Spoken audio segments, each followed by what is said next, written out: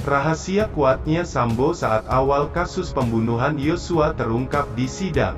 Namun sebelum kita lanjut, mohon luangkan jari Anda untuk menekan tombol like, komen, dan subscribe, agar kami lebih bersemangat menyajikan berita terupdate setiap harinya. Terungkap rahasia kuatnya Ferdy Sambo saat awal kasus pembunuhan terhadap Brigadir Yosua Huta Barat mencuat. Anak buah Sambo pun mengungkap hal itu di persidangan. Apa rahasianya? Rahasia kuatnya Sambo diungkap mantan Kanit I Satreskrim Polres Jakarta Selatan AKP Rifaisal Samuel saat menjadi saksi di sidang perintangan penyidikan kasus pembunuhan Brigadir Yosua Huta Barat dengan terdakwa Hendra Kurniawan dan Agus Nurpatria di Pengadilan Negeri Jakarta Selatan, Kamis, tanggal 3 November tahun 2022. Mulanya, hakim bertanya kepada Samuel tentang sosok Ridwan Soplanit, yang merupakan Kasat Reskrim Polres Jakarta Selatan saat itu. Hakim bertanya sudah berapa lama Samuel mengenal Ridwan. Pak Soplanit ya, itu atasan langsung saudara saksi, tanya hakim. Betul yang mulia, jawab Samuel. Sudah berapa lama bekerja sama, tanya hakim lagi. Saya kurang lebih 5 bulan yang mulia, jawab Samuel. Hakim bertanya apakah ada satu waktu Ridwan menjadi ragu-ragu dalam mengambil keputusan. Samuel pun mengamini itu. Menurut saksi apakah Pak Soplanit orangnya peragu atau bagaimana, atau tegas, tanya hakim. Setahu saya tegas, jawab Samuel. Tapi saudara mengatakan bahwa ada satu saksi Soplanit menjadi ragu-ragu, tanya hakim.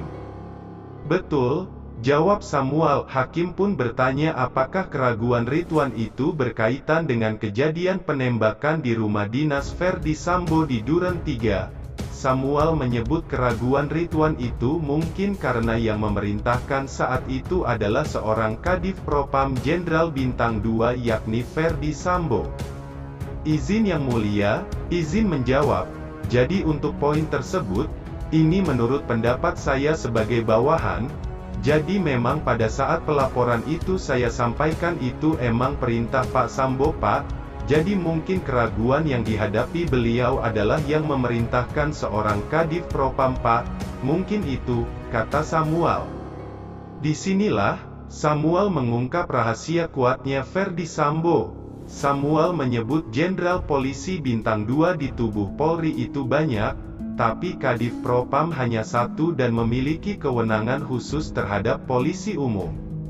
Siap yang mulia, jadi, saya sampaikan seperti apa yang saya sampaikan, bahwa seorang Kadif Propam berpangkat Irjen Pol, Bintang 2 di Polri ini banyak Pak. Akan tetapi Kadif Propam ini hanya satu, kalau di TNI kan ya Pomnya TNI, artinya memiliki kewenangan khusus terhadap polisi umum, ungkap Samuel. Samuel mengaku dirinya pun saat itu langsung melaksanakan apa yang diperintah oleh Ferdy Sambo, karena menurut keyakinannya, perintah Ferdy Sambo itu sudah benar dan seluruh saksi yang diperiksa saat itu meyakinkan adanya peristiwa tembak-menembak di rumah Ferdy Sambo. Jadi mohon izin dengan jujur di sini saya menjawab. Saya pun ketika diperintahkan beliau langsung laksanakan Pak, tetapi perintah pada saat itu saya tahu adalah perintah yang benar. Kejadian tembak-menembak pada saat itu adalah merupakan suatu hal yang benar karena kenapa?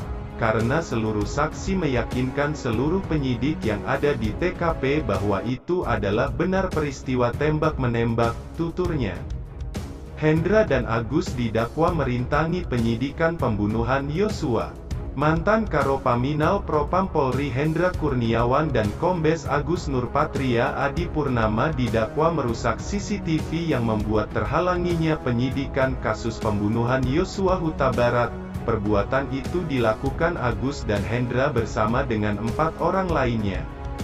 Terdakwa dengan sengaja dan tanpa hak atau melawan hukum melakukan tindakan apapun yang berakibat terganggunya sistem elektronik dan atau mengakibatkan sistem elektronik menjadi tidak bekerja sebagaimana mestinya, ujar jaksa saat membacakan surat dakwaan di Pengadilan Negeri Jakarta Selatan, Rabu, tanggal 19 Oktober. 4 terdakwa lain yang dimaksud adalah Kompol Cak Putranto, Kompol Baikuni Wibowo, dan AKP Irfan Widianto, AKBP Arif Rahman Arifin. Mereka didakwa dengan berkas terpisah.